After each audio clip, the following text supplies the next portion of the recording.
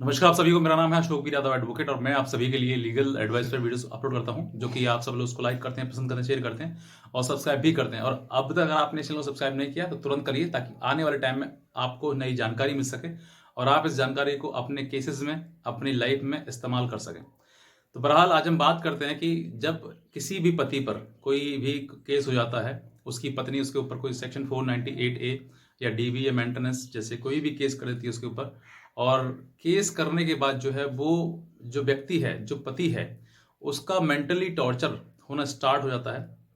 चाहे वो मतलब फैसला करने के नाम पर हो, चाहे वो किसी प्रकार की जो कॉम्प्रोमाइज है उसमें पैसा लेकर रफा दफा करने की बात हो, कैसी ही बात हो, मतलब उसके जो मतलब केस करने के बाद, उसके बाद जो उसको डराया जाता है, उसको धमकाया जाता है, जिससे कि वो व्यक्ति या तो मतलब उस पत्नी को लेके जाए, चाहे उसने कितना भी उसके साथ में बुरा किया हो, या फिर उससे समझौता करे।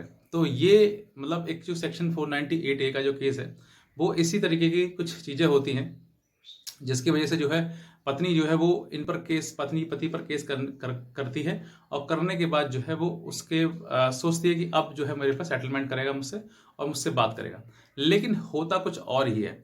आज की मैं जो वीडियो है वो ये है, जिन पतियों के ऊपर जो केस हो जाता है सेक्शन 498A का, उसके बाद उसमें अगर आप मान लीजिए, मैं कहता हूं कि आपने किया है, या फिर आपकी पत्नी ने झूठा मेडिकल लगा दिया, क्योंकि बहुत सारे ऐसे कमेंट आए, सर मेरी पत्नी ने झूठा केस किया है और उसमें झूठा ही मेडिकल लगा दिया है, तब भी आपको मतलब क्या सजा होगी, और सेक्शन 498A में कितनी मैक्सिमम सजा हो सकती है, क्या सजा होगी या फिर नहीं होगी, बचना है तो कैसे बचना है।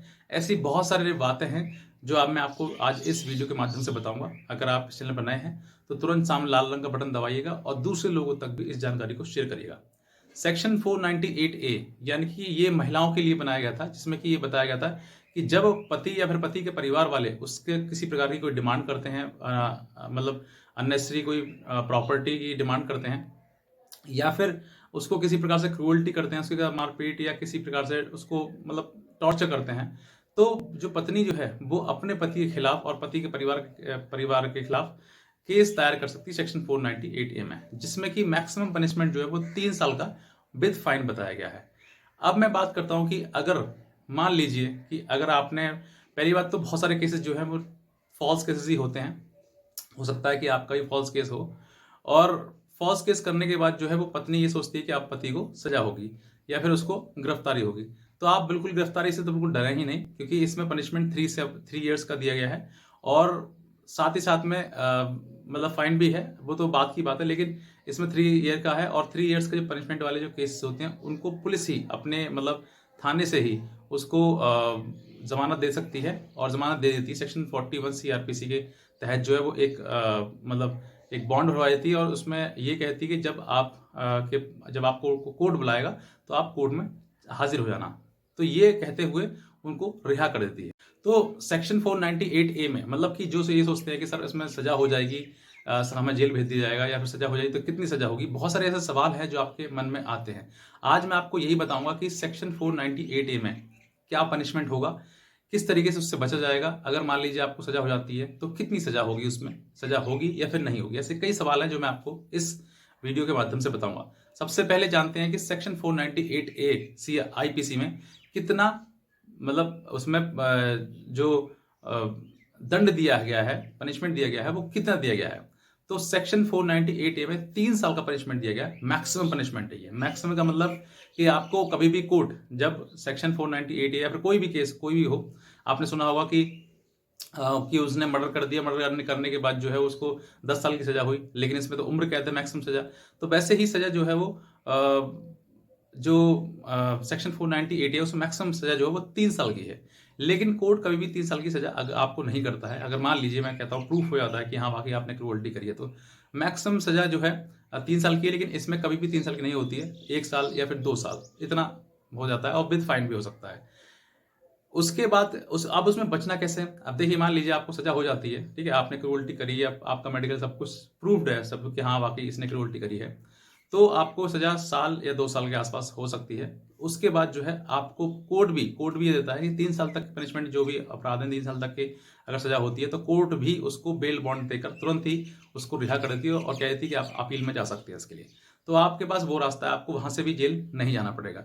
एक तो ये रास्ता है। दूसरा, मतलब जैसे मैंने बताया कि 99% जो केसेज़ जो वो झूठे होते हैं, तो बहुत ही मतलब रेयर चांसेस होते हैं, कहीं न कहीं वकील की भी गलती हो जाती है, इसकी वजह से आपको सज़ा हो जाती है, वरना सज़ा की कोई भी इसमें गुंजाइश है ही नहीं, क्योंकि पत्नी कभी भी अपने ऊपर हुई क्रूरल्टी को साबित ही नहीं कर पाती है। जब साबित नहीं कर पाती है तो वो सज़ा भी नहीं हो पाती है, क्योंकि बर्डन ऑफ प्रूफ जो होता है वो पत्नी के पास होता है। पत्नी ही इसको साबित करे कि उनके साथ में क्रूरल्टी हुई है, उससे दहेज माँगा गया, उसे मारा-पीटा गया है। तो ये सब साबित करने के लिए जो है वो पत्नी का ही राइट होता है। पति सिर्फ़ और सिर्फ़ कोर्ट में जाएगा और जाके प्रेज़ेंट होकर वापस आएगा।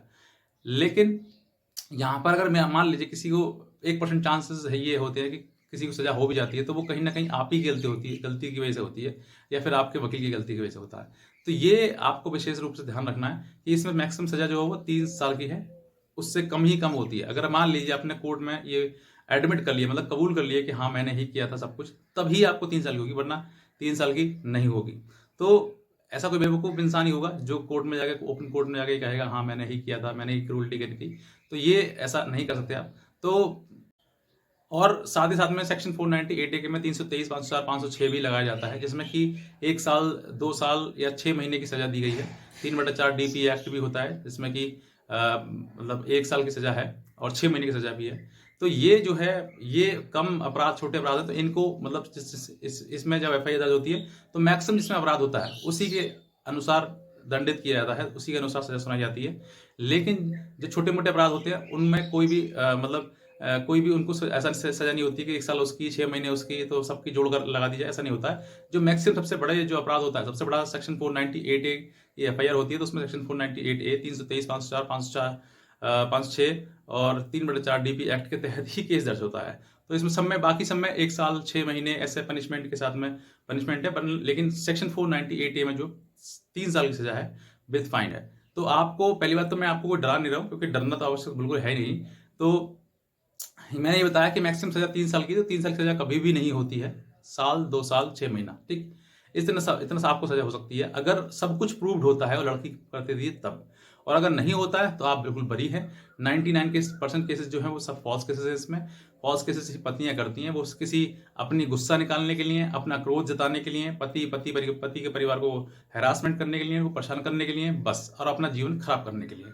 अब महिलाएँ ये कहती हैं कि सर, कौन चाहता है कि अपना घर हम खराब करें? लेकिन चाहता कोई नहीं है। लेकिन जो आपने केस कर दिया है, जो आपने अपने पैरों में कुल्हाड़ी मार ली है, उसके बाद कौन कह सकता है कि आप केस अपना घर परिवार खराब नहीं कर रहे हैं? क्या ज़रूरत थी केस करने की? क्या ज़रूरत थी आपको एकदम से कोर्ट भागने की? थोड़ा वेट करते, थोड़ा इंतज़ार करते। हो सकता है कि पति इन चीज़ों को सबको समझ के हो सकता है आपके पास आ सकता था। लेकिन अब जो आपने झूठा केस कर दिया है, अपने परिवार को फँसा दिया है, अपने ससुराल को फँसा दिया है, तो ससुराल वाले भी आपको ये कहेंगे कि आप साथ में रहो। बिल्कुल नहीं कहेंगे। हर व्यक्ति, उसके परिवार का हर व्यक्ति यही कहेगा कि ऐसी पत्नी को रखने से कोई फ़ायदा नहीं, जो खुद पत्नी बनकर जो है वो केस कर रही है, जेल भिजवा रही है पति को। तो पति को जेल भिजवा रही है, तो फिर वो साथ क्या निभाएगी? तो ये सब कुछ सोचने वाली बातें हैं, लेकिन ज़रूरी है कि आप इन सब चीज़ों पे ध्यान दें, और किसी प्रकार डरने की आवश्यकता नहीं है। अगर आपके पास केस हो गया, लड़ें, ज़मानत कराएँ और उसको फाइट करें। Don't worry about it. भविष्य में आप इससे बरी होंगे, और अगर मान लो केस हो, आपको सज़ा होती भी है, तो बहुत कम, नामात्र के अनुसार, और उसको आप कोर्ट से भी आपको बाहर से बाहर बेल मिल जाएगी, आपको जेल भी जाने की आवश्यकता नहीं पड़ेगी। तो बस मैं इतना कहना चाहूँगा। बाकी अगर आपको जानकारी अच्छी लगी है तो सब्सक्राइब करिएगा, और दूसरे लोगों तक भी इस जानकारी को शेयर करिएगा। आज की वीडियो देखने के लिए आप सभी को बहुत बहुत धन्यवाद।